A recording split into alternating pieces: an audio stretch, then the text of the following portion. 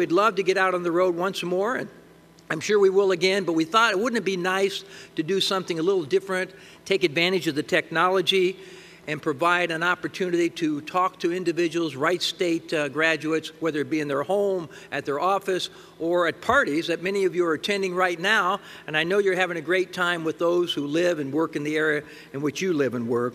And so that's what we're doing tonight. It's a time to really talk about the Wright State of today, hopefully get a chance for you to ask questions that we can respond to, and just have a great time tonight, enjoying Wright State University and all that we do.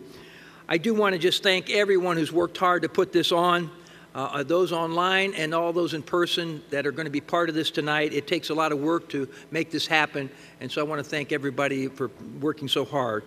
Let me just also say that we're joining our watch parties across the country, and I want to recognize the watch parties at this time. We have our Lake Campus. By the way, I want to mention that the Western Ohio Educational Foundation, our Wolf Board, is celebrating their 50th anniversary tonight. So let's congratulate them on this milestone. I hope you're whooping it up there in Lake Campus.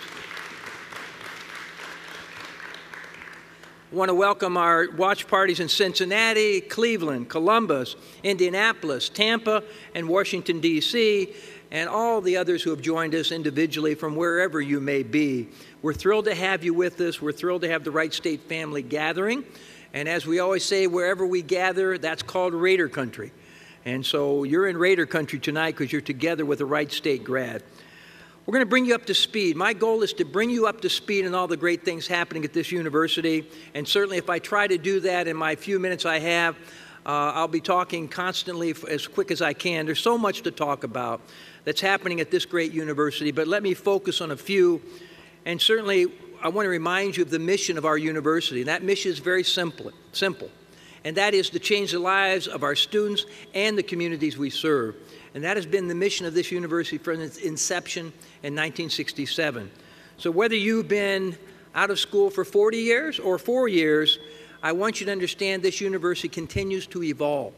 And I think some of those of you in the audience that have been graduated 4 years ago would be surprised to even come back to campus now and see the changes going on. I want to talk about our students and give you an idea of what's changed in terms of the composition of our students and the numbers of students that we're serving. A decade ago, Wright State was serving about 15,000 students. Today, 10 years later, in 2012, we're serving nearly 20,000 students, and we think that's a great thing. Because again, our goal, our objective is to change as many lives as we can with a college education. And one of the things we've never shied away from is our commitment to provide students with an affordable, high-quality education. And we think we do that and do it quite well. Let me give you a sense of the students that make up those 20,000 students. Almost 92% of them are Ohio citizens. This year, we welcomed almost 1,200 honors students to our honors program, and that it continues to be growing in terms of the best and the brightest choosing Wright State University. We're proud, again, to continue to serve students with disabilities. This year on campus, we have more than 700 students who come here with significant disabilities, but because of our friendliness in serving those students, they can achieve a college degree with the kind of support we provide. And by the way, I might add that just 2 weeks ago, they ranked in the nation institutions that support students with disabilities. We're ranked in the top 5 in the nation, but I think those who attended Wright State already understand our commitment to those students. This year, we welcomed almost 1,000 veterans to our campus. We continue to see the growth in the Wounded Warriors program of our soldiers who come back with certain needs that we can provide here with students with disabilities. This year, we also welcomed over 6,000 students over the age 25.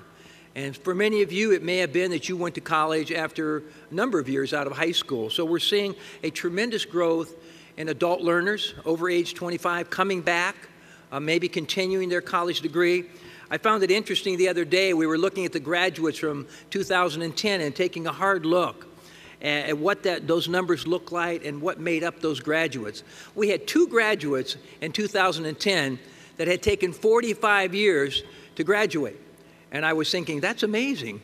But But I also thought about the persistence that must have taken. Now, we're not sure, and we're going to go deeply into the stories of those two individuals as we identify them.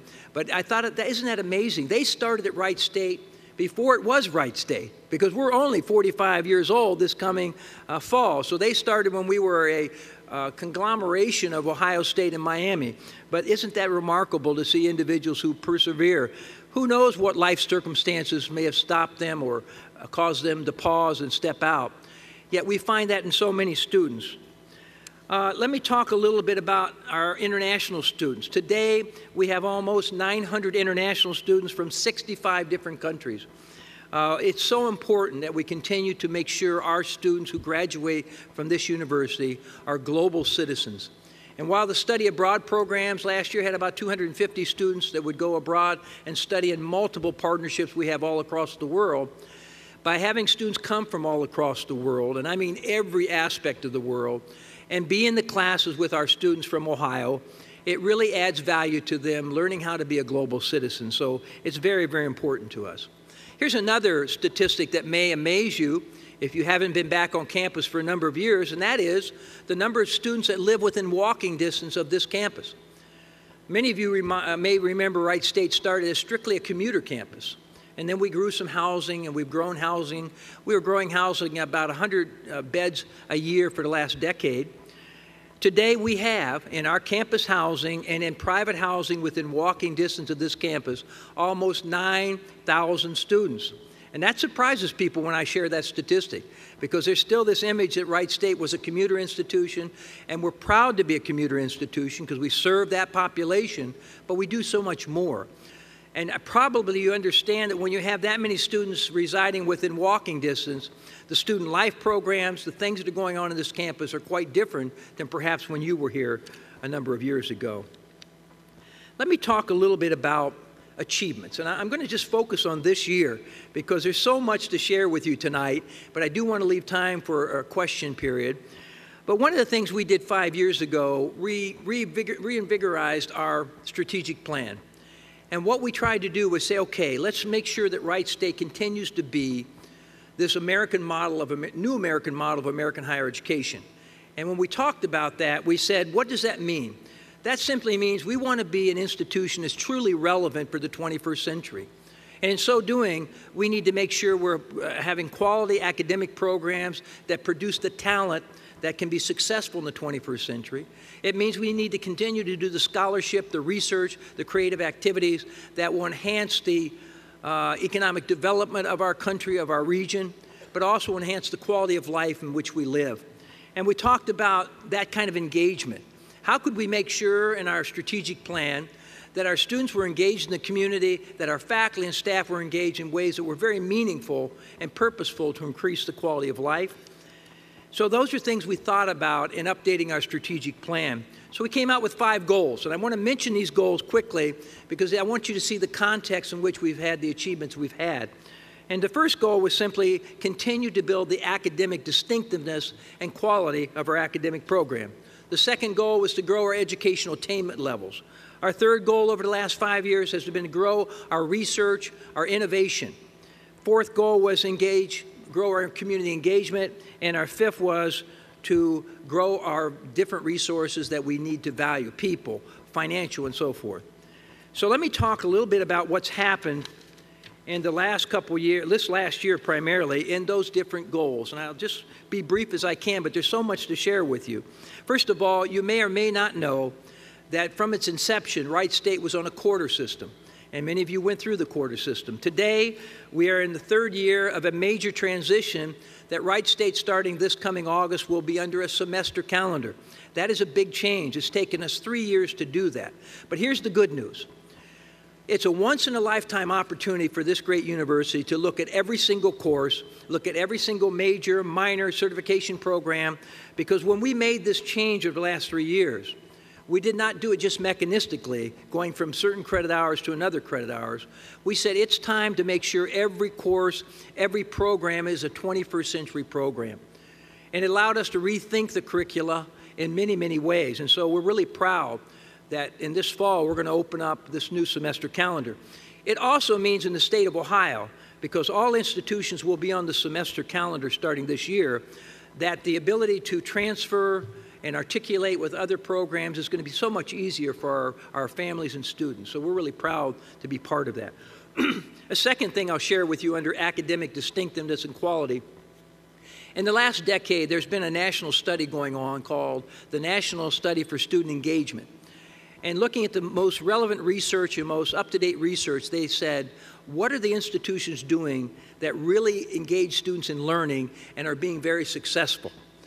And after 10 years, this study out of Indiana University said they looked at institutions, and over 600 institutions in the United States were part of this study. And they said there's something going on. There's something happening at some of these universities that we need to understand. And on every category of student engagement and learning, over a decade, Wright State continued to make progress in every single category that they measured. They identified 8 institutions that they visited in January, starting in January of this year, because they wanted to understand what is it about the student learning environment that is giving those kinds of results year in and year out. So we were proud to be one of the 8 institutions that this national study visited to learn what are we doing here that's so special. So pretty proud of that. We continue to grow our centers of excellence. Our centers of excellence are internal excellence. In other words, we identify them as university-wide centers of excellence. These are programs. These are multidisciplinary programs. They're represented in medicine. They're represented in engineering. And I want to talk about a certain one in just a few minutes because I want to leave it for the end. And this year, we were very pleased to be designated by the state of Ohio as a 7th center of excellence in what we call the arts, collaborative education leadership in the arts. And so we're really proud of that, and I'm going to talk about that a little more depth at the end of my presentation. We've been growing our facilities. This year we opened up the Schuster Concert Hall, which is a magnificent facility for our students in music. We're in the plans right now, and we'll be building a classroom building that will be state-of-the-art classrooms. In addition to the classrooms of the future, it will house what is going to be our Student Success Center, which brings all of the different tutoring and support systems all over campus into one location for our students. And that's so important to this university, student success and helping them complete their degree. We'll be opening up this month what's called the Wright State Physicians Building that will support our medical education. It will bring our Wright State physicians back to campus. They're dispersed all over Dayton, but it's a very important process of getting them back on campus in terms of research and medical education.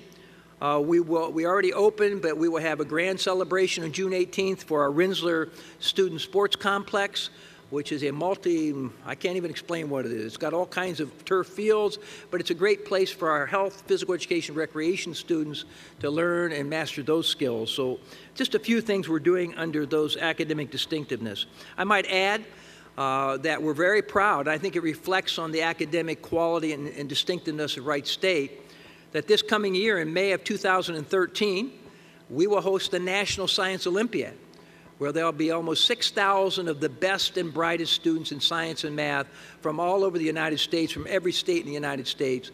We will host that national competition right here at Wright State. We're proud to be selected at that. This year, it was in University of Florida, the year before, University of Wisconsin. So you can see Wright State, in terms of our reputation, is growing all across the nation. Our second goal, educational attainment, and this is the one that's dear to all of our hearts, and that is understanding how important it is not only to have access for students to a high-quality, affordable education, but to make sure we do everything possible to help them finish. Because without the degree completion, it's a very difficult economy to succeed in. And so we work very, very hard on a variety of initiatives around student success. And I'm really proud to tell you today, and it's just 2 weeks away, we have a graduation June 9th.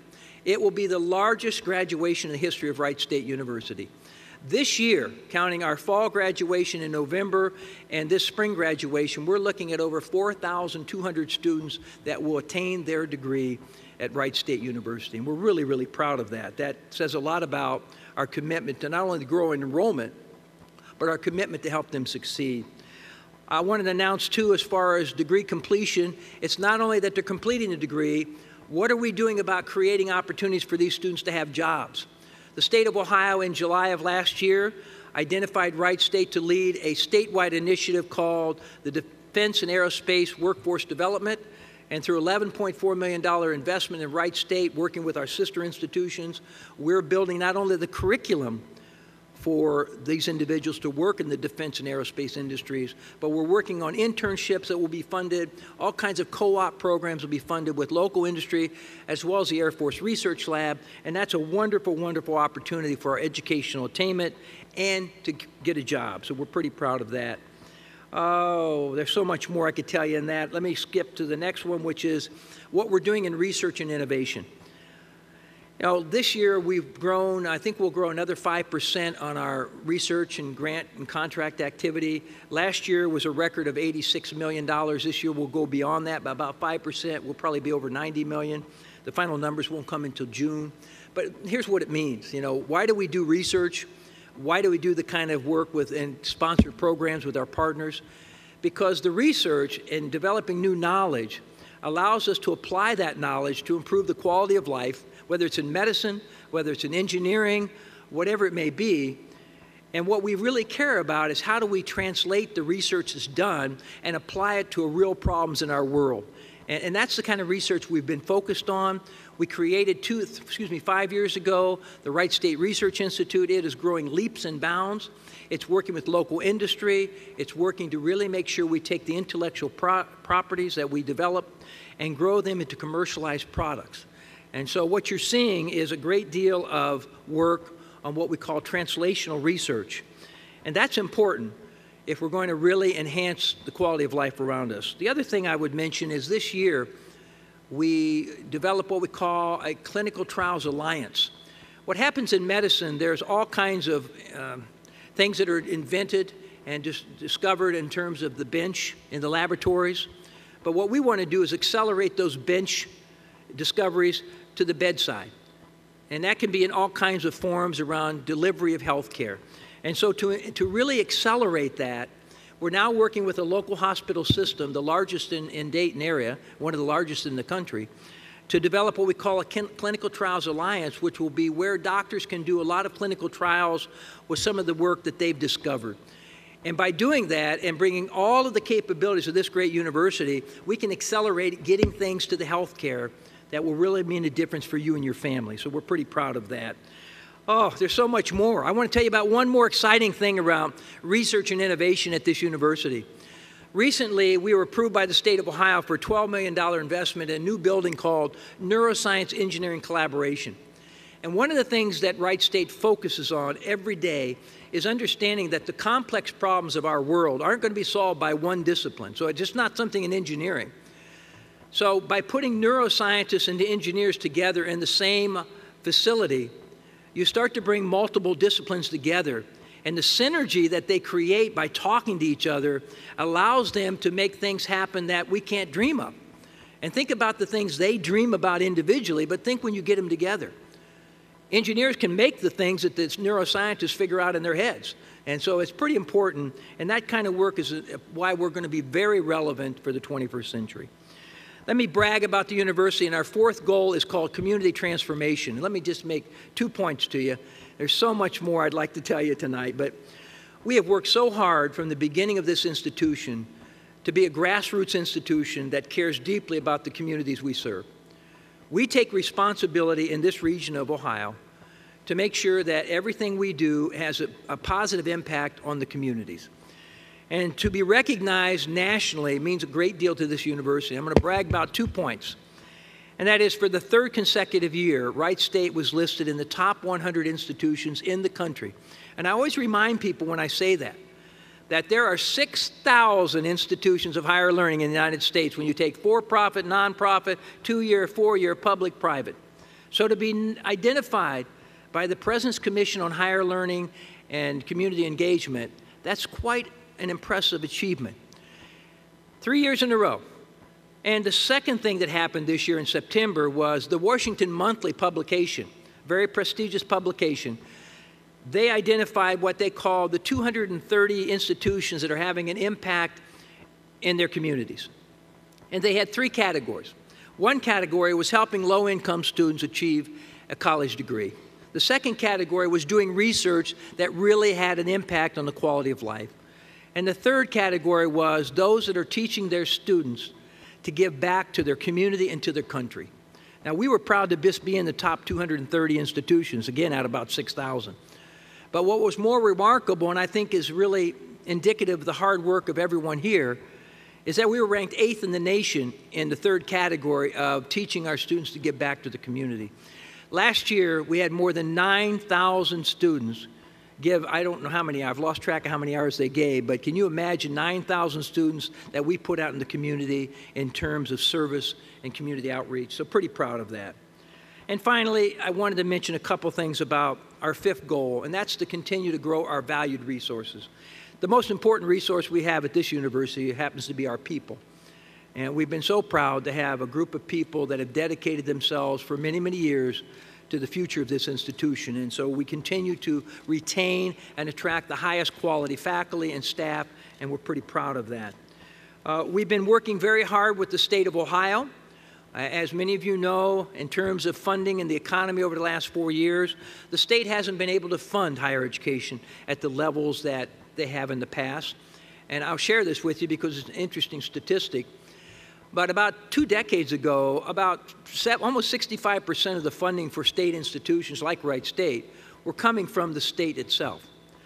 About a decade ago, that dropped to 37%. And as I stand here today, less than 18% of our budget comes from the state of Ohio. And I always tell alumni this, and I tell everybody who will listen, that there's a perception if you're a state university that you're funded by the state that you're in. And the reality is it's state assisted or sometimes just state located is becoming more of the norm. But it's important to understand that because we must find ways to diversify the revenue stream to accomplish the mission that we have at Wright State. One of the things that's happening in Ohio is that the state is letting the universities go. I use this phrase of letting us go. Because for many, many years in the state of Ohio, higher education was treated like a bureaucracy like any other state agency. And so what we're finding is the state has allowed us to have more freedom when it comes to contracting and building, which is saving us money. And there's a lot of regulations that are being released that are very good for our institution in terms of us controlling our own destiny. And so we work very hard to make sure that we are thinking and being very prudent and good stewards of the money that we have and that we receive from all of our different constituents. So, as you can see, the greatest investor in this institution, it's not the state anymore. It used to be the state. The largest investor in this great institution happens to be the students and their families. And so that's why we work so hard, first and foremost, to make sure we serve them, because those are the ones who we need to make sure are satisfied and are going to be successful.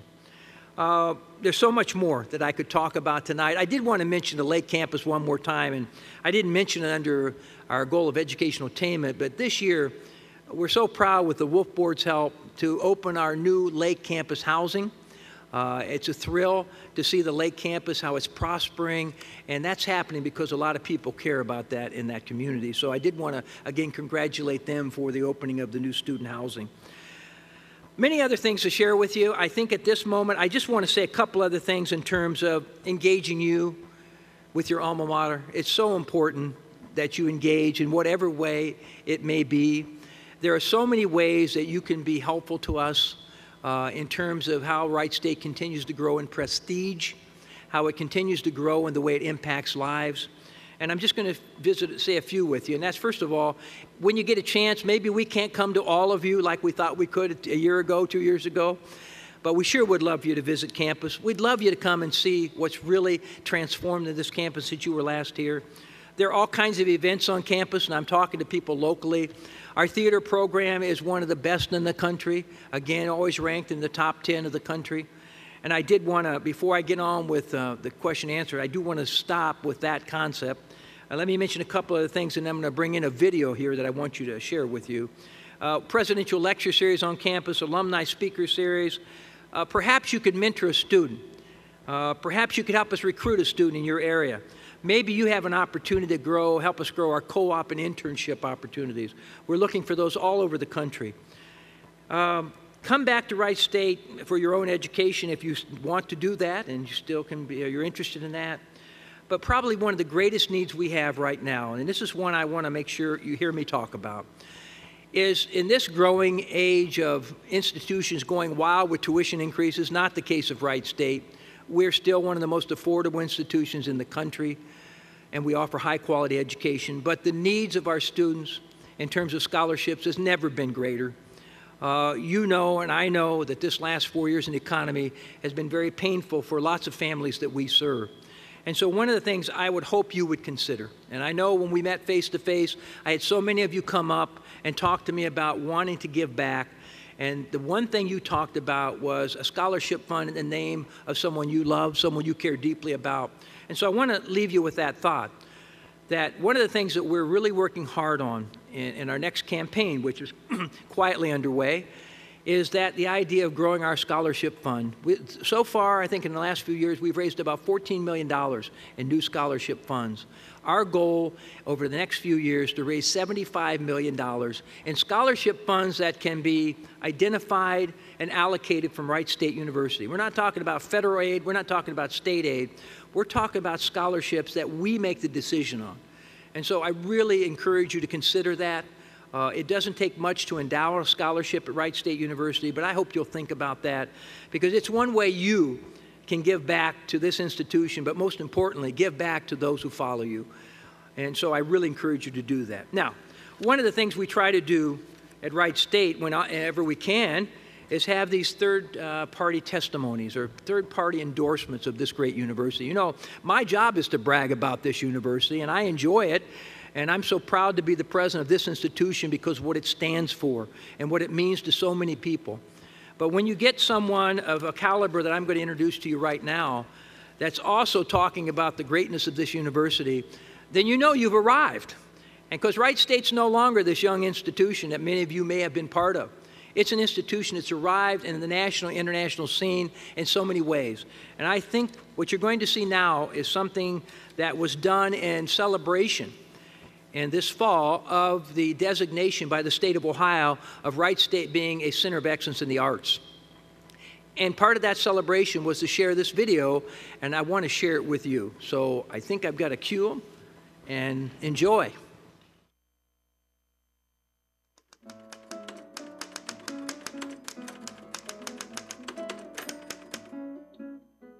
Congratulations, Wright State University, on being named an Ohio Center of Excellence in the Arts. Wright State not only has one of the most outstanding arts programs in Ohio, but one of the best in the entire nation. I know this firsthand because I've had the pleasure of working with some of your finest alumni, like Eric Bork, who was part of our team on From the Earth to the Moon and Band of Brothers.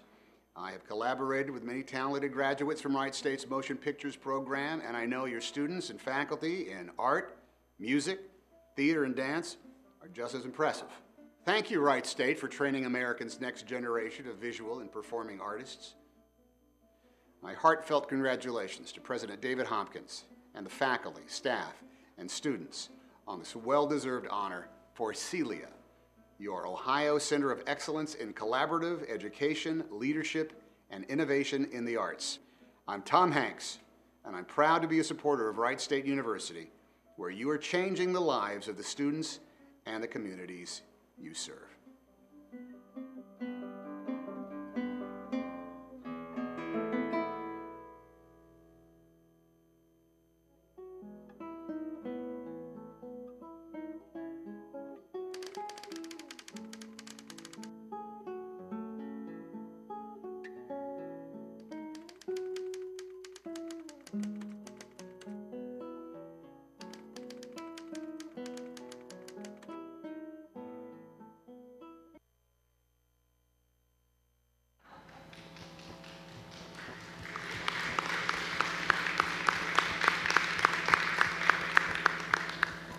Well, I hope you enjoyed that. It certainly isn't every day that you have Tom Hanks as a spokesperson for your university. I hope you heard at the end there that he said, "Go Raiders," on the end of that tape, and I wanted to make sure you heard that. Also notice, if you saw at the end, the credits going by, that everything done in the production of that particular video was done by a Wright State graduate in multiple ways. We have so many graduates who have gone from our motion pictures program, as Tom Hanks said, that are in Hollywood, and so we were really proud to have that done by and shot by them. You also noticed Tom Hanks had his Wright State shirt on, and I don't know if you noticed, he had his Wright State mug sitting there too. We're not too far from him.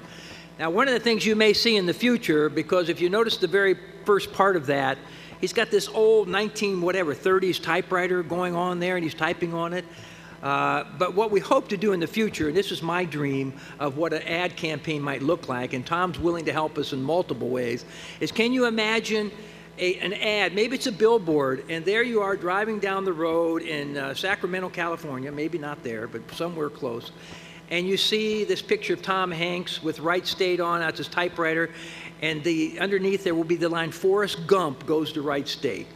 I think that would be so apropos to have that done. So I hope you enjoyed that. What we're going to do now is move into the question period. And I said questions because I hope you have questions. If you have not started to do this, please do it now. In the audience here in the Paula room, we'll be getting questions. And then you can tweet your questions in. Isn't it amazing what you can do with technology? I really want you to do this because I'm sure I didn't highlight and really get into the things you all might want to hear, but I wanted to make sure that I did the highlights as much as I could. So let me at this point open it up for questions, and I'll do my best to respond. Dr. Hopkins, the first question comes from the Cleveland Watch Party. What have been some of your biggest challenges as president? Well, welcome, Cleveland. Thank you for that question. What have been the greatest challenges as a president? Well, first of all, many of you may not know, this is my 6th year as president of Wright State University, and in my introduction, I served almost 4 years as the provost. So in some ways, I certainly knew what I was getting into. I think the challenge that we have at the university today certainly are financial, and I don't want to talk about those because every institution has financial challenges. But what I want to talk about is, I think, this idea of how we work together. The challenge has always been at this university, and it's not unlike any universities, how do you knock down silos? You have different majors, you have different colleges, and we do it pretty well here, but it's so important that we continue to find ways to collaborate, to work together. And our motto here is, isn't it amazing what you can achieve when you don't care who gets the credit? So I think we're doing well, but it's a challenge constantly to build that collaboration. The other thing is, when you're a public university, as I said, the perception is you're being taken care of. I think what we have to do now, and the challenge for me as a leader of this institution, is to get people to understand we have to be in control of our own destiny. Okay? The state is never going to come back in forms of public support that they did years ago. So we have to think differently. We have to think more like a private university in terms of the way we think about our revenue streams. And I think the challenge we have is how to change that thinking. You know, it used to be the state would have some financial problems in the economy. The economy would zoom back, and then the states would come back with the same kind of funding. We don't think that's going to happen in the future. There's definitely a change. And so the challenge is for us to think differently from public universities as they've thought in the past.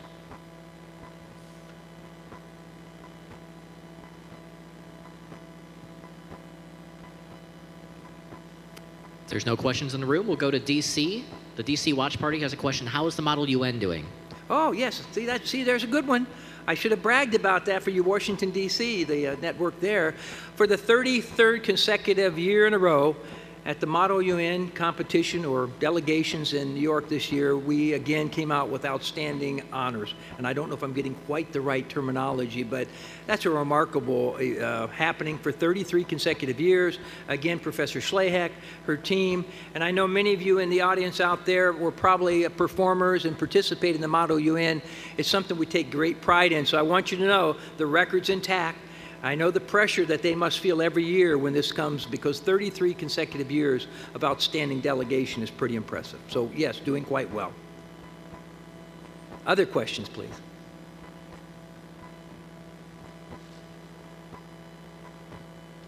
Good evening. Good evening. I have a question. Within the state of Ohio, there's a lot of talk about graduation rates for universities and how they should be hooked to funding. And when you see that, you begin to hear about schools being more selective in terms of who they bring in. What is Wright State's approach to that? Yeah, I think it's very important, and this is a conversation all across the nation. As funds become very tight, there's a lot of conversations about funding degree completion, or what people call graduation rates. First of all, for my Wright State family, let me be very blunt about this, because I want you to understand that what you're hearing about graduation rates is very misleading. a graduation rate started back in the early 90s, and it started to really track NCAA basketball athletes on how they were progressing to their degree completion. It was never designed to measure the population that we serve in the 21st century. The graduation rate data that you read about and whatever your local paper says, it measures first-time, full-time students who start in the institution and finish at that institution within 6 years, okay? Now think about it. How many students start full-time and finish in 6 years?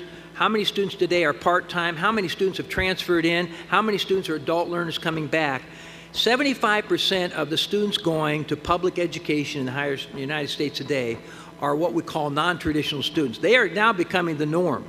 And so when you read about graduation rates, you're reading about a number that really represents a smaller portion than ever before. So I'm not saying it isn't a good number for tracking that part of our students, but it's not really tracking. For example, President Obama would not be recognized in those numbers because President Obama started at Occidental College and transferred to Columbia. So as soon as he transferred, he's lost out of the numbers. To give you an example, absurd example of how graduation rates are really misleading. And what it does, it misleads policymakers, it misleads philanthropists who are giving money. And what it really does, it's an advantage for private institutions that cater to a very high selective institutions that cater to students who typically come as traditional students, stay and graduate. When you're an institution for the 21st century, we have to serve all kinds of students. We also serve students who are at risk. And what a lot of institutions will do is continue to become more selective. That's a choice they make. We understand in this country today that we must reach more students and more populations. And if you look at the national statistics, the United States has fallen behind many countries in the rest of the world on degree attainment because we can't continue to just cater to the 20 or 30% that we've catered to for a long time. How do we reach more students? In order to do that, we take risk at Wright State. We admit students who have certain deficiencies or maybe come from different backgrounds that really make it difficult to succeed in college. But that's why it's really, really important to understand we're not going to abandon our mission here. We have some of the best and brightest students that could go anywhere in the country, but we don't want to stop there. I always tell people our 1,200 students that are in our honors program are like a small liberal arts college, okay? And so it's kind of within the university, this honors college. I'll call it the honors college. And those students can go anywhere in the country they want to go. But if we stop there, then we wouldn't be a state university that serves everyone.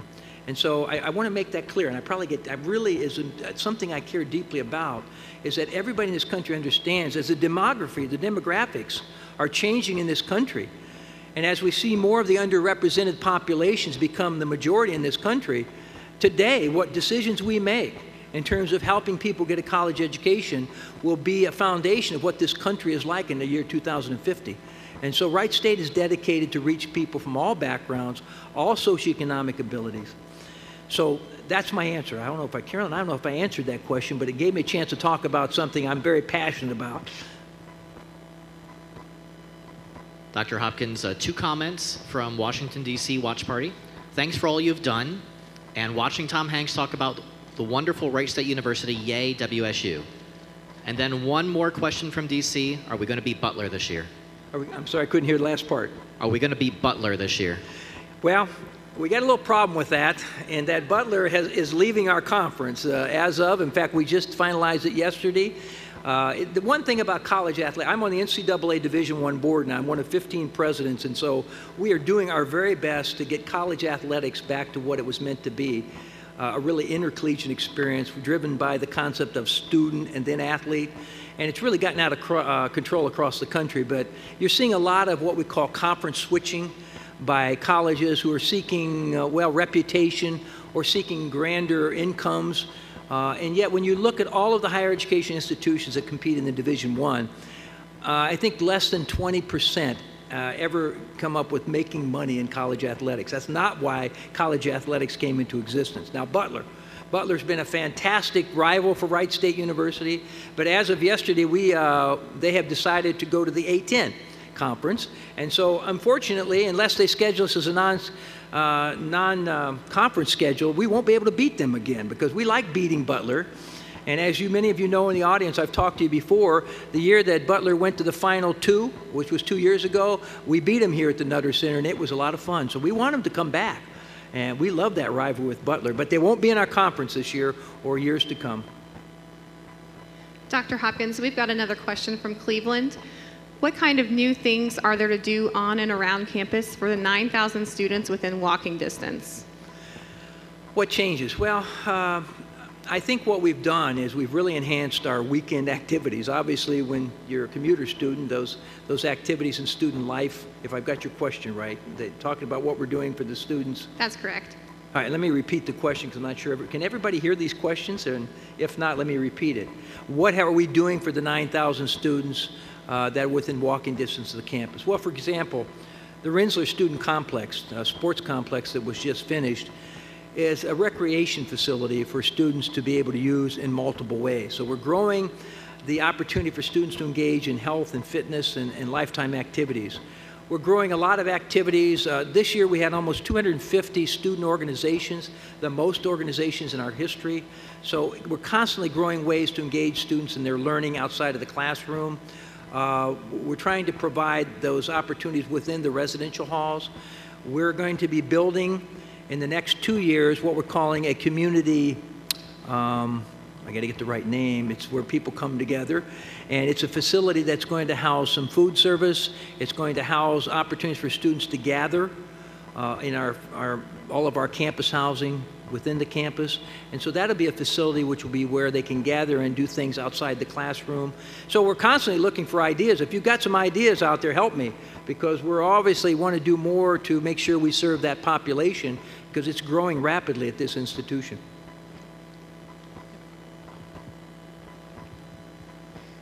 Dr. Hopkins, how well positioned do you think we are as far as our cost of tuition going forward? I know that recently we've had to raise our tuition, but for many years we didn't. And it seems like as economic troubles continue for so many, being reasonably priced would be an advantage for Wright State. Would you agree? Question is, how are we as far as our tuition compared to others, and how have we priced ourselves in relation to others? And I'll just say simply that Wright State today is the second lowest tuition in the state of Ohio. Now, when I say that, some people don't think that's such a positive thing. Well, we do. Because one of the things we seem to, in our country, want to correlate things to is the cost to the quality. And the reality is we can provide a great deal of quality at a much more reasonable price because we work so hard to do it without all the frills. You know, we do a lot of things here, but we try to do it with good stewards of the money that our students and their parents provide us. We're right at $8,000. Let me give you the concept. So we're at $8,000 right now a year. That'll be our cost to come to Wright State University next year. For a whole year, 2 semesters, it's $8,000 tuition. That is below the national average. It is the second lowest in the state of Ohio, outside of 2 institutions that get special supplements. So we think we've priced ourselves at a very good value, but we do that because we serve so many students who come from family incomes of less than $60,000 a year. And again, Wright State, when many of you were here, was an institution that served the blue-collar families. We still serve a lot of blue-collar families. We're proud of that. In fact, this year we not only served, I think almost 40% of our population of first-year students came from family incomes of less than $60,000. 45% of our students are first-generation college students. The average debt. Now, this is another thing I want to talk about because I have to find a way to get into this because there's such a misunderstanding about college debt. You're going to read constantly from our policymakers about the college debt is totally out of control. Agreed. Here's the issue with that, though. For institutions like Wright State, you can imagine tuition costs for 4 years about $32,000. Not much more than, I guess, a nice car that you might take a loan on. But the most important thing is to understand when they give you all these numbers about college debt, that less than 30% of the college debt numbers have anything to do with tuition for the majority of students going to public universities. What we found during the last 4 years, because of all the loans available, multiple loans available, people are taking loans just to exist in so many ways during this economic downfall. And so what happens is college debt, which is said to be about going to college, it certainly is because they're taking loans to live at home. They're taking loans to do all kinds of things that are about living that they would do whether they're in college or not. But the truth is, that when you hear people talk about college tuition being out of control, they're not talking about institutions like, well, they like to lump us into institutions, but we're not like that. That's why we've had 0% increase for 2 years, 2 years ago. Our increase this year is about 3.5%. And so we've tried very hard to keep our tuition costs within a reasonable increase. And because of that, we're still one of the most affordable institutions, one of the most in Ohio, and very affordable throughout the nation. So we're pretty proud of that, and we'll continue to do that as long as we can. Dr. Hopkins, I have a question from Indianapolis. They want to know the percentage of students who receive an associate's degree, then come to Wright State. The question was, how many students receive associate's degree and then transfer to Wright State University? Well, each year, I don't know if I have the exact number, but we have about 1,200 students who transfer from community colleges where they may or may not have achieved their associate's degree, because that's not a requirement. They could go 1 year to the community college and then transfer in. But we roughly have about 1,200 students a year. And what we find is they do quite well when they get to Wright State University. We work a great partnership with our local partners here, Sinclair Community College, Clark State Community College, Edison Community College. And so we have a lot of joint programs that are articulated agreements so that students can start there and just very easily transfer to Wright State. And we've been working on that for a decade. So we're seeing more of that, but the truth is, nationwide, most students who start at a community college, less than 25% actually end up getting a baccalaureate degree at at a four-year college. So those statistics are changing, but it's still not the main pathway for students who want to achieve a baccalaureate degree. But we see that growing, but very slightly, which is surprising to a lot of people. But the articulation agreements have made it very easy and transfer-friendly for those students who see that as their pathway. And I think we'll see some growth in that in the future. Dr. Hopkins, this question comes from Cleveland Watch Party. How are the students and faculty preparing for the switch to semesters? The glitch, was that last part? How are the students and faculty preparing for the switch to semesters? Okay, I thought it said glitch, but it was switch. How are we preparing, students and faculty preparing for our switch to semesters? Well, all I can say is I can't say much, I can't say enough about our faculty and our staff, how hard they've worked. I mean, it's 3 years. Now think about this. We have 6,000 courses that we've had in a quarter system. Now we're going to have fewer courses in the semester, but every single one of those courses have been analyzed, have been looked at, and really changed to the better, we think, for this semester transition. I think we've worked very hard. What we told our students in this transition, for those that would be caught in the transition, I do think some students worked very hard to go to summer school to accelerate so they could finish their degree before we made this transition. But I will say that we guaranteed our students it would not cost them anymore, and we would not allow the time to degree to be inflated or made longer by this transition. So we've made that guarantee, and what we're working with every single student is this is a guarantee we made to them, and we're going to abide by that. I think our faculty, in terms of how have they managed this switch, they've been magnificent. I think that's, and they don't want to say this, but I think they've really enjoyed it, because I think it's been a lot of hard work, but you don't only have a once-in-a-lifetime opportunity as a university to think about this. How many times do you start from scratch and really rethink your curricula? So it's really been exciting, and I don't think everybody would agree with my faculty that said that what I just said, but I know a lot would enjoy it. They would say they enjoyed it. Dr. Hopkins, we have a question from someone who's watching from their home. The question is, any plans to start offering PhD programs in business or education? Yes, right now, we have a proposal working forward in education for a doctorate in education, an EDD, which we focus on organizational studies. And that is actually a proposal that's working its way through the university, soon to go to the Board of Regents. But it's a program, it would be a doctoral program in education that would be an extension of what we have a very strong undergraduate program in organizational leadership. We have a master's program there, and it would be another step forward in the evolution of that particular degree program. At this moment, we have no plans for a PhD or a doctorate in business. That is not underway. We're having the retirement of one of our deans that's been here in business, Brookwood Farmer, has been magnificent dean for 11 years. We have a new dean, Joanne Lee. She will join us on July 9th. Dr. Lee will be here. And so certainly I'm sure that if there are ideas around a doctorate in business, that'll be able to be discussed and thought of completely. But at this point, no in business. Dr. Hopkins, one last question I've been told, and this is going to be a big question. My question is that you mentioned about many programs that are very successful here, wonderful programs, in your words, at this great institution, which I echo. Please tell me, and I'm sure this is on the lips of every alumni that is listening, what can we do as alum to help this great institution? Well, it's a question, I hope you all heard the question. It is, what can we do as alumni, to help us in the future at Wright State? Well, first of all, tell our story. You know, part of my job, again, is to go out and tell the story, because this is a unique story of this university. For a university to achieve what it has achieved in 45 years, we'll celebrate 45 this September, it's remarkable. Because remember, and tell this story to everyone you know, institutions in higher learning in America are probably 100, 150 years old. And what has been achieved here has been remarkable. It truly has. And I don't say that just because I'm your president now. I've been at 4 other institutions, and I can tell you what's going on here is very special. So that's one thing. If you can do nothing more than become a great ambassador for Wright State University, you can do that in your neighborhoods. You can do that wherever you live.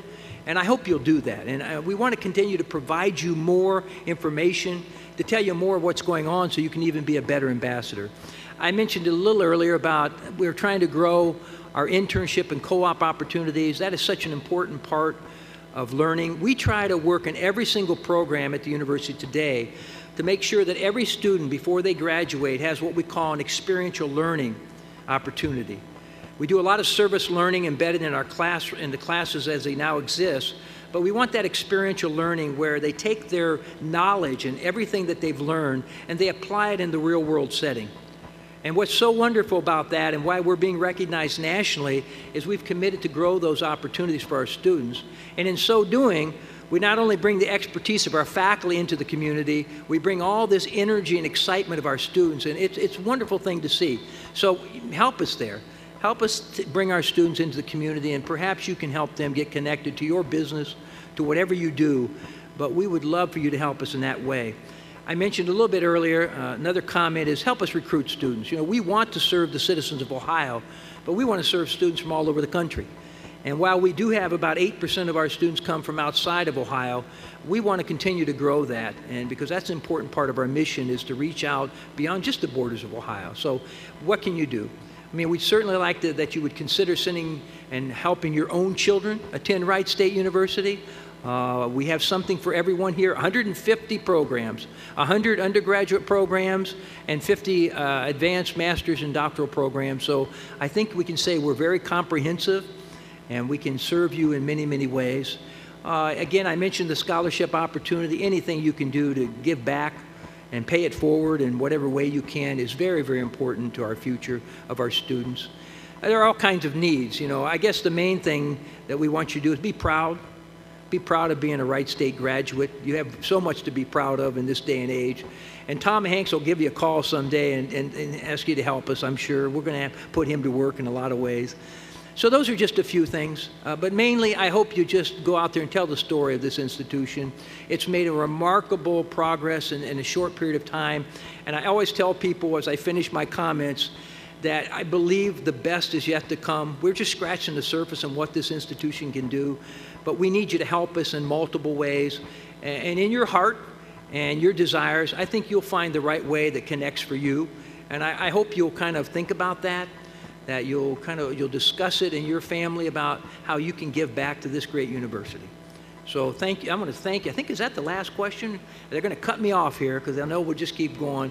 Well, again, let me thank everybody. It was great to have Indianapolis call in, Cleveland, Washington. It's so wonderful. I wish I could be there with you because I want you to keep partying. My group here, we're going to party the rest of the night. I think that's what they told me. Maybe not. They're looking tired already out here. But I hope you've had a good time with your Wright State family and your location. And I hope this is not the only time you get together. I hope you'll find many opportunities to do some fun things with each other.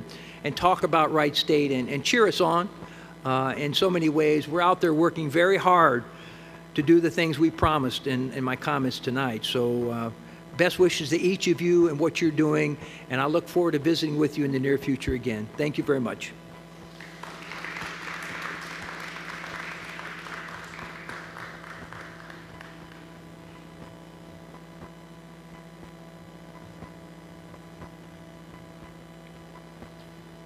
Thank you, Dr. Hopkins. Thank you again for attending tonight. If it's you here in the room this evening or watching us virtually, thank you for coming out. It was definitely a pleasure of mine to hear the president of our university speak and for the alumni across the country to tweet in and ask questions. It was greatly appreciated. As I embark on the next phase of my life as a Wright State alumnus, I am looking forward to staying connected with getting involved with my alma mater, just as each of you have. And with that, thank you, good night, and go Raiders.